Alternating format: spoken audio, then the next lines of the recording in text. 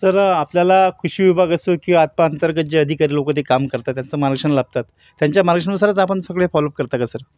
हो, याच्यातल्या काही ब्लूप्रिंट जे आहे त्या बाबांनी बनवलेल्या होत्या ऑलरेडी, कारण की बाबांचं नैसर्गिक शेतीवर पहिलेपासूनच भर राहिलेला आहे.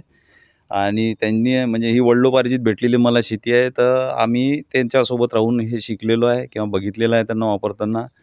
त्यांना आम्ही मिरचीचे फवारे त्यानंतर आपले लसणाचे फवारे वगैरे घेताना बघितलेलं होतं, बनवताना आम्ही बघितलेलं आहे. त्यामुळे आमचंही पहिलेपासून जो इंटरेस्ट आहे तो नैसर्गिक शेतीवरच होता.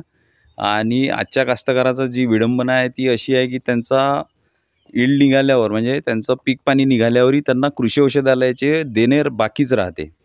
तर कास्तकारास स्वयंभू तेव्हाच होऊ शकते जेव्हा त्याचा जो बाहेर जाणारा खर्च आहे हा कमी होईल आणि त्याच्या शेताच्या बांधावरच जेव्हा तो त्याची औषधं, खतं तयार करेल आणि त्याला पिकात येणाऱ्या बिमाऱ्यांच्याबद्दल नॉलेज भेटेल. एक प्रगतीशील शेतकरी काय असतो हे आपण आज अनुरागजी यावलकर यांच्या माध्यमात जाणून घेत आहेत. एक शेतकरी नेते म्हणून किंवा शेतकरी म्हणून ओळख असलेले दिलीपरावजी यावलकर यांचे चिरंजीव आहेत ते. सर एक जैविक शेतीच्या माध्यमातून आपण विविध विविध पिकाचं उत्पन्न घेत आहेत. त्यामध्ये संत्रा उत्पादनसुद्धा फार महत्त्वाचं आहे. तर संत्र्याचं पीकसुद्धा घेत आहेत आपण. काही मोसंबीसुद्धा पीक घेत आहेत. तर नेमकं याकरता नेमकं काय उपाययोजना करता किंवा या तुमच्या शेती या मालाला भाव कसा मिळतो सर? आम्ही दरवर्षीचं जे मरण आहे आपलं कास्तकाराचं, ज्याच्यात अलग अलग व्यापारी येऊन तुम्हाला ठगवण्याचा प्रयत्न करते, तर त्याच्यावर एक तोडगा काढलेला आहे आणि आमचे गट बनवून आम्ही आमचंच स्वतःचं सॉर्टिंग वॅक्सिंग ग्रेडिंगमध्ये काम करायचा प्रयत्न केलेला आहे. याच्यात आम्हाला डॉक्टर देशमुख, त्यानंतर आपले तुषारदादा तायवाडे, तर यांच्या सॉर्टिंग वॅक्सिंग ग्रेडिंग युनिटमध्ये आम्ही आमचे संत्र सॉर्टिंग वॅक्सिंग करून त्यांना विकण्यासाठी अलग अलग स्टेशन्सला पाठवतो आणि तिथून चांगला दर आम्हाला भेटून देतात हे लोक. तर हे शेतकऱ्यांसाठीच उभारलेले जे ग्रेडिंग युनिट्स आहेत त्याच्यामुळे बरीचशी मदत आम्हाला झालेली आहे. स्मार्ट प्रकल्पा थ्रू तयार झालेले हे युनिट्स आहेत. डॉक्टर देशमुखचं आहे ऑरेंज व्हॅली आणि तायडे सरांचा कृषी एंटरप्रेन्युअर म्हणून आहे हिवरखेडला. तर आम्ही दरवर्षी यांना निश्चितपणे आमच्या याच्यातला माल देत असतो आणि तिथूनच आम्ही आमचे गटांचाही फायदा करून घेत असतो. यात जैविक शेती आणि रासायनिक शेतीमध्ये नेमकं काय फरक आहे? काय सांगू शकाल तुम्ही? जैविक शेती आणि रासायनिक शेतीमधला बेसिक फरक हाच आहे आपला, की जैविक निविष्ठा आहे आपण आपल्या शेताच्या बांधावरच बनवू शकतो आणि त्यांचं आपल्या वेळेतच नियोजन करून आपण चांगले उत्पन्न घेऊ शकतो. जेव्हा की रासायनिक शेती करताना आपल्याला खर्च हा आजच्या तारखेत दामदुप्पट होत चाललेला आहे आणि उत्पादन क्षमता ही जमिनीची कमी होत चाललेली आहे. तर या सगळ्या गोष्टीवर मात करण्यासाठी जैविक शेती फारच महत्त्वाची आहे आणि हे एका रात्री नसते होत. याला व्हायलाही थोडासा वेळ लागतो. जवळपास 3 ते 4 वर्ष लागतात या सगळ्या प्रोसेसला.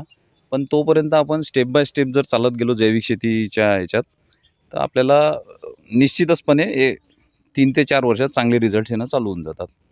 आपल्या शिवाराच्या समोरून 500 अगोदरून जे पाणी सगळ्या शेतात जमा होते आणि वाहत वाहत वाया जाते, त्याला आपण JCBनी शेताच्या साईडनी एक नाली करून घेतली स्वखर्चानी आणि हे आम्ही गेल्या 10 वर्षापासून असं शेततळ बांधलं आहे. कोरडं शेततळ आहे, ज्याला आपण पाणी अडवा पाणी जिरवाच्या माध्यमातून समजून सांगू शकतो, की धावत्या पाण्याला चालतं कसं बनवायचं आणि चालत्या पाण्याला थांबवायचं कसं ते आपण इथे दाखवू शकतो. तर ह्या सगळ्या शेतातून येणारं हे जे पाणी आहे आपण इकडून कालव्यातून घेतो त्या आणि तिथून याला स्टॉक करून घेतो आणि इथे स्टॉक झाल्यानंतर जेव्हा तो ओव्हरफ्लो होते किंवा जास्त पाणी होते तेव्हा तो परत त्या नालीला समोर जाऊन भिडते आणि तिथून मग तो परत असे 3 शेततळ्यात आपण थांबवतो आपल्या शेताच्या आजूबाजूला आणि त्याच्यामुळे आपल्या इथच्या विहिरी चार्ज होत आहेत. यासोबतच आपण याच्यात सडायला जे मटेरियल टाकतो त्यात आपण वेस्ट डिकम्पोजर आणि शेणाचं वगैरे स्लरी टाकून त्याला सडवतो. तर आपल्याला रेडीमेड अमिनो ॲसिड आपल्या विहिरीच्या पाण्यातच भेटून जाते आणि ह्युमिक ॲसिड याच्यातच तयार होत राहते. तर हा फायदा माझ्यासोबत माझ्या शेताच्या नजीकचे जे कास्तकार आहेत त्यांनाही होते. आपण श्री अनुराग दिलीपरावजी यावलकर यांच्या शेतामध्ये भेट दिली असता इथे शेतीसोबतच बांधावरील प्रयोगशाळासुद्धा इथे निर्माण झालेली आपल्यास पाहायला मिळाली. सर आपल्यासोबत आपण शेती तर करत आहात परंतु आपल्या त्या प्रयोगशाळेसारखं एक आपण तयार केलेलं एक सेटअप आहे, याबद्दल काय सांगू शकाल? आपल्या प्रयोगशाळेचं म्हणजे डॉक्टर पंजाबराव देशमुख नैसर्गिक शेती मिशनच्या अंतर्गत आम्हाला भेटलेली ही प्रयोगशाळा आहे. याला बांधावरची प्रयोगशाळा म्हणतात, ज्याच्यात आम्ही नैसर्गिक निविष्ठा बनवत असतो. जसं की आपले रायझोबियम, मायक्रोरायझा असे 13 टाईपचे आम्ही मायक्रो न्यूट्रियंट्स आणि बायोफर्टिलायझर्स बनवतो. हे त्याचं युनिट आहे आणि हे बनवण्याकरता आम्हाला म्हणजे शासनातर्फे आत्मातर्फे 10 गावातून 10 गट स्थापित करावं लागले. प्रत्येक गटातून 50 लोकं. त्या गट मिळून आम्ही एक संस्था उभारली. आमचे 10 गावाचे 10 गट मिळून आम्ही जी संस्था स्थापन केली आहे त्याचं नाव Vat Savitri organic farmer producer company आहे. याच्यात आमचे जवळपास 440 कास्तकार आहेत आणि त्या कंपनी थ्रू मग आम्हाला त्या FPC थ्रू आम्हाला आत्मा थ्रू भेटलेलं हे लॅब आहे.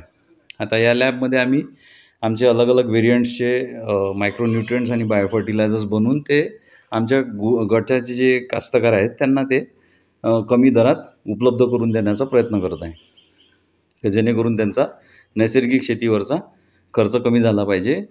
आणि ही लॅब प्रत्येकाला उभारण्यासाठी तो त्रास किंवा ते म्हणजे जे घ्यायचं पहिले काम होतं ते आम्ही PKV आणि KVKमधून आणायचो. एक तर ते राहायचं नागपूरच्या पंजाबराव कृषी विद्यापीठात, नाहीतर आपलं अमरावतीचं बडनेराचं जे आहे KVK दुर्गापूरचं, तिथून आणायचो. तर त्यावेळेस आम्हाला हे फार कॉस्टली पडायचं आणि ट्रान्सपोर्ट आणि ट्रॅव्हलिंग असा दोन्हीचा खर्च पडायचा आणि अवेबिलिटी कधी असेल कधी नसेल त्याच्याबद्दल माहिती नव्हतं. आता इथे असं आहे की याच्यात बॅचवाईज आपण 600 लिटरचं प्रोडक्शन करून आपल्या प्रत्येक गावात 50-50 लिटरचं स्टॉक करून ठेवू शकतो, की जेणेकरून आमच्या कास्तकारांना ते रेडिली अवेलेबल दर सीझनमध्ये झालं पाहिजे. सर तुम्ही युवकांना काय मेसेज द्याल सर? आज तुमचं सगळं सेटअप पाहिलं आम्ही, एक आम्हाला सुद्धा आनंद झाला की शेती अशी असतात. आम्ही मोठमोठ्या शेत्या पाहिल्यात, कास्तकारांच्या बाईट घेतल्या, परंतु आज तुमच्या शेतीमध्ये पूर्ण सेटअप दिसला. एक शेतावरची प्रयोगशाळासुद्धा आम्हाला पाहायला मिळाली. तर युवकांना काय मेसेज द्याल सर तुम्ही? एकीचं बळ याच्यातून आपल्याला समजायला येते आणि आपल्या इथे शासनाकडे एकट्या दुकट्यासाठी आता योजना आलेल्या नाही आहेत आणि त्या FPC आणि FPOसाठी जास्त योजना निघालेल्या आहेत. तर मला असं वाटेल की बल्क क्वांटिटीमध्ये जेव्हा जमिनीवर एकच मताने शेती केल्या जाते तर तेव्हा त्याचा फायदा निश्चितच हा नवयुवकांना म्हणा किंवा शेतकऱ्यांना होतो. शेताचे आपले धुऱ्यावरचे हेवे दावे थोडेसे साईडला ठेवून आपण जर एकात्मिक प्रयत्न केला आणि एकत्रित येऊन आपण जर शेती केली आणि गटस्थापन करून जर आपण एखादा FPC फॉर्म केला तर आपण निश्चितच आपल्या येणाऱ्या पिढीलाही एक आदर्श ठेवू शकतो आणि आपल्या जे शेतीचे प्रश्न आहेत त्यालाही चांगला मार्गी लावू शकतो.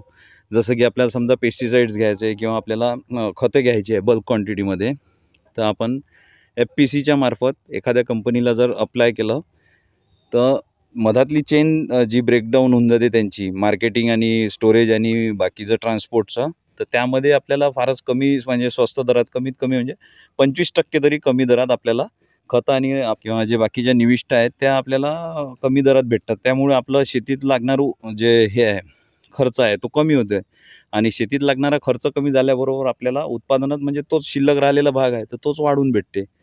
तर एकीमध्ये जर गट स्थापन करून जर नवीन युवा कास्तकारांनी शेती केली तर निश्चितच त्यांना त्याचा फायदा होईल असं मी सांगू शकतो. सर या शेतीचा जो प्रोजेक्ट तयार केला याकरता नेमकं शासनाच्या कुठल्या योजना आपण फायदा घेतला आहे सर? आम्हाला याच्यात सगळ्यात जास्त मदत जी झाली आहे ती आत्माची झालेली आहे. सर्वप्रथम तर आम्हाला वरुडचे जे शेती विभाग कृषी विभाग आहे त्यांची मदत झाली. त्याच्यातून आम्हाला आंतरराज्यीय ट्रेनिंगही भेटले, राज्यीय ट्रेनिंगही भेटले आणि आता नुकताच स्पेनचे दौरे झाले आहे म्हणजे आंतरदेशीय आम्हाला ट्रेनिंग त्याच्यातून भेटलेले आहे. सोबतच आम्हाला त्यात आत्मामध्ये हे जसं आता तुम्ही बांधावर जी प्रयोगशाळा बघितलेली आहे त्याच्यासाठी गाईडलाईन प्लस फंडिंग दोन्ही भेटलेलं आहे. त्यानंतर आता आम्हाला जेव्हा मोठं काम करायचं असतं तेव्हा स्मार्टच्या प्रोजेक्ट थ्रू आम्हाला 5 करोड ते 3 करोडपर्यंतही अर्थसहाय्य गव्हर्नमेंटकडून भेटते. पण हे सगळं FPC किंवा FPO थ्रूच होऊ शकते. एकट्या दुकट्या कास्तकाराचं हे काम नाही. आपण पाहू शकता नेमकं शेतकरी सुजलाम सुफलाम होण्याकरता नेमकं जे जुने लोक करत होते, जे जैविक शेतीच्या माध्यमातून पीक घेत होते त्या पिकावर कुठलाही जास्ती खर्च नव्हता होत. त्यामुळे शेतकऱ्याला पिकाला भावसुद्धा मिळत होता आणि त्याचं पीकसुद्धा टिकत होतं. परंतु काही काळानंतर त्या शेतकऱ्यांनी आपलं पिकाचं स्वरूप चेंज केलं आणि रासायनिक केमिकलचा वापर शेतामध्ये सुरू केल्यामुळे त्याच्या पिकालासुद्धा भाव येत नाही आणि त्याच्या लागणारी खर्चसुद्धा वाढत आहे. त्यामुळे प्रत्येक शेतकऱ्यांनी जर जैविक शेतीचा उपयोग केला तर शेतकरी सुजलाम सुफलाम होऊ शकतो. आणि शासनाच्या खूप साऱ्या योजना आहेत, परंतु त्या शासनाच्या योजना एक गटाच्या गटाच्या माध्यमातून किंवा एक संयुक्तरित्या जर सर्व शेतकरी जर एकत्र आले तर ते शासनाच्या खूप काही योजना आहेत आणि शासनात ध्येय धोरणच ती आहे की सर्व शेतकरी सुजलाम सुफलाम झाला पाहिजे. त्याकरता प्रत्येक शेतकऱ्यांनी आपलं एक गटाची शेती तयार करून एक गट तयार करून जर शासनापर्यंत आपले अर्ज जर दाखल केले तर शासनसुद्धा त्या शेतकऱ्याला मदत करतात. त्यामुळे आज श्री अनुरागजी यावलकर यांनी सांगितलं आहे की जर समजा तुम्ही गटाच्या माध्यमातून शेती तयार केली आणि शेतकरी तयार केले तर त्या सर्व शेतकऱ्यांना शासनाच्या विविध योजना आहेत आणि योग्य मार्गदर्शनसुद्धा लाभत असतो. त्यामुळे आत्मा असो किंवा कृषी विभाग असो यांचासुद्धा सहकार्य लाभतो आणि प्रत्येक युवा शेतकऱ्यांनी अनुरागजी यावलकर यांची प्रेरणा घ्यावी. त्यांनी जे केलेलं त्यांच्या शेताला एक वेळा भेट द्यावी. इथे सुद्धा विविध शेतकरी भेट देत असतात, परंतु नवीन युवा शेतकऱ्यांनी या शेतीला भेट द्यावी आणि इथे सेटअप पाहावं हीच विनंती. पाहत राहा कॅमेरा निकू बावनेसह प्रवीण सारखं चुळामणी न्यूज पोर्टल.